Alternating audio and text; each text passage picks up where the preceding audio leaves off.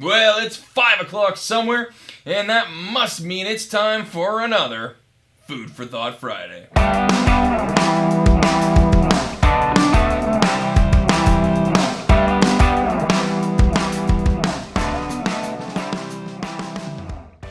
Alright, well, if you don't already know, I've got a passion for bridging the gap between scientific scholarly research, specifically in the area of the behavioral sciences, and real life, real world, practical application.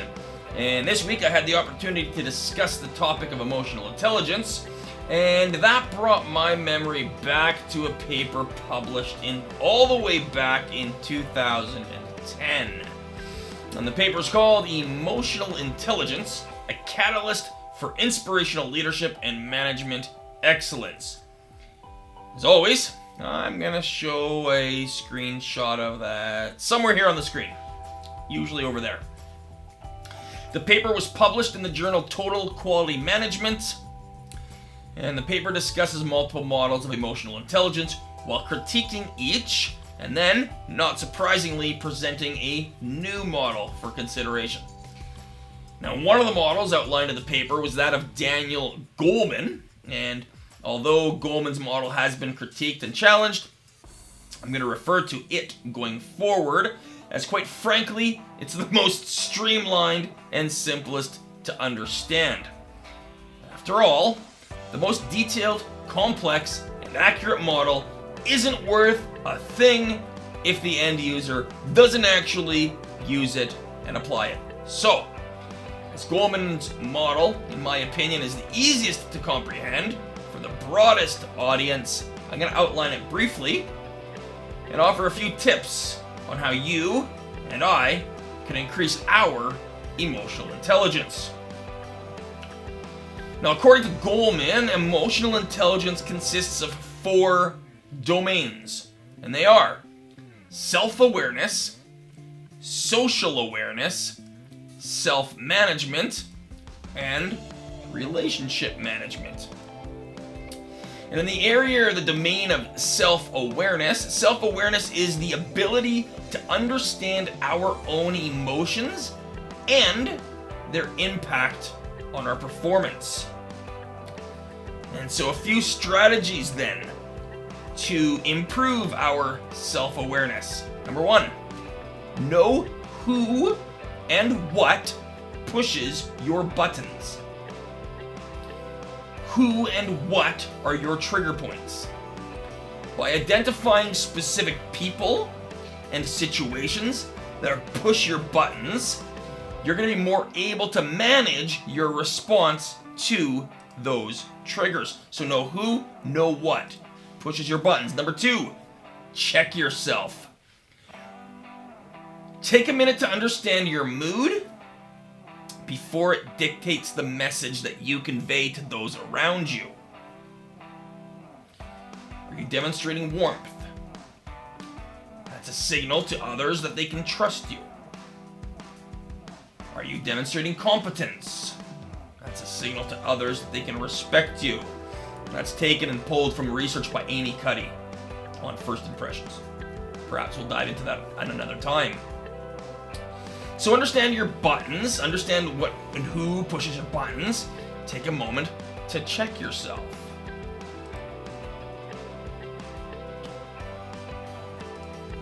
Number 3, seek feedback.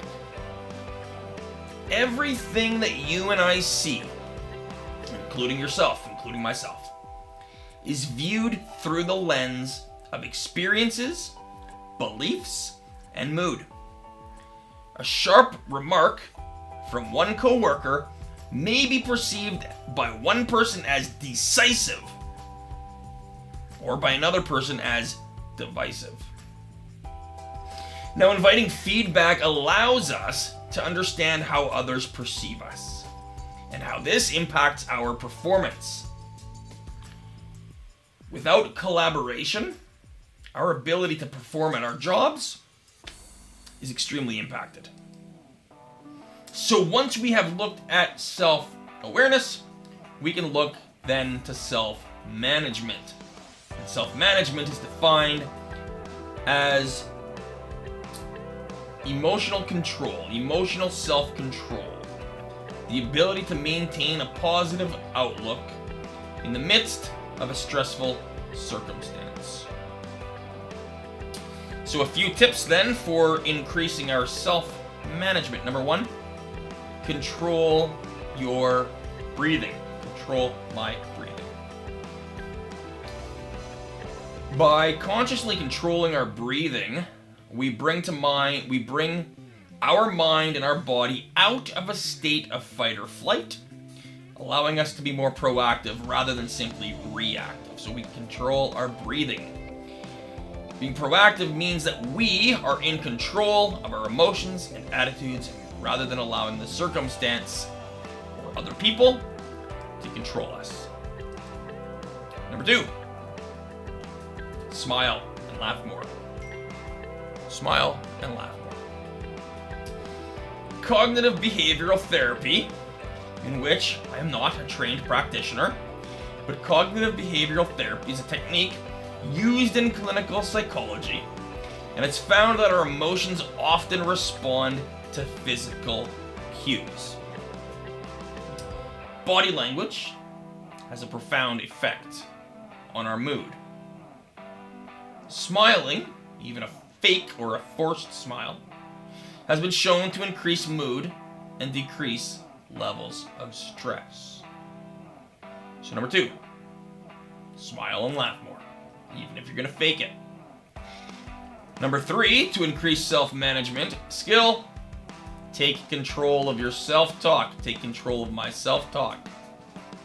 The average person has about 50,000 thoughts every day.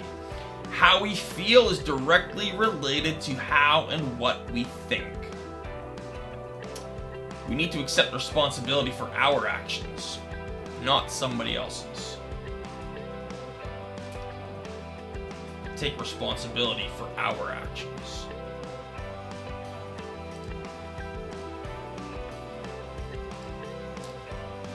That brings us to social awareness. Social awareness is the ability to read the emotions of others. A few strategies for increasing our social awareness. Number 1, choose the right time to engage. The right question, asked to the right person at the wrong time, can be the difference between getting what you want and getting told off. Being socially aware means paying attention to the needs and the emotions of others. This means acknowledging the time frame of others and not just our own. Number 2, the art of listening. Strategies to improve social awareness. Number 2, the art of listening. What is being said can be just as important to the message as what is not being said. We need to put away distractions to catch the subtle, non-verbal cues. Number 3, play the game by their rules. Each person has their own set of cultural rules and expectations. Social awareness means that we play the game by their rules, not just our own. I'm sure that you've heard of the golden rule. Treat others as you would like to be treated. This sounds nice, but in reality, it's faulty. We ought not to treat others as we would like to be treated. We ought to treat others as they would like to be treated. Number 4, seek and receive 360-degree feedback. Our perception of ourselves is often incomplete. But understanding how others perceive us will give us a more accurate depiction of ourselves. The last factor here is relationship management. And relationship management is the ability to manage relationships with others in order to get what we need so that we can do our jobs effectively. It allows us to influence up Influencing up is the ability to have a positive impact on our superiors, persuading or convincing them in order to gain their support. Relationship management also consists of teamwork, the ability to work with others toward a shared goal. And then it relates to coaching and mentoring, the ability to foster long-term learning and development of others by giving feedback, giving guidance, and support for their benefit. So in relationship management, influence up, influence down, influence across. Strategies to improve our relationship management. Number 1, enhance our natural communication style. I'll ask you to consider this. Is your natural communication style effective in all situations? Do you tend to be too harsh in some situations? Do you tend to be too soft in others? Is your natural communication style appropriate in all situations? Likely not. Nor is mine. And so we want to enhance our natural communication style. Supplement it. Be flexible with it. So that is, in a nutshell, an outline of emotional intelligence. It's not just being nice or polite. It's not just about empathy. Emotional intelligence helps us work effectively in teams and to manage personal stress. It helps us to perform well and even excel under pressure. Emotional intelligence helps us to gain influence and leadership with others. And emotional intelligence helps us to adjust to organizational changes.